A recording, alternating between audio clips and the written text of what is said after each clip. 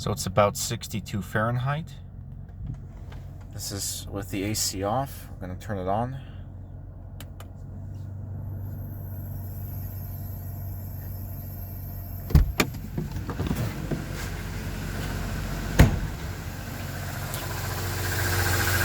You hear a clacking noise.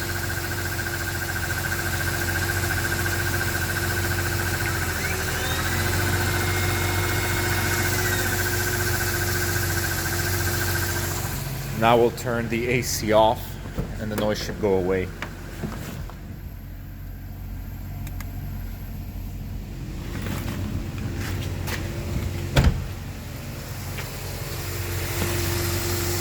So you can see no clacking noise anymore.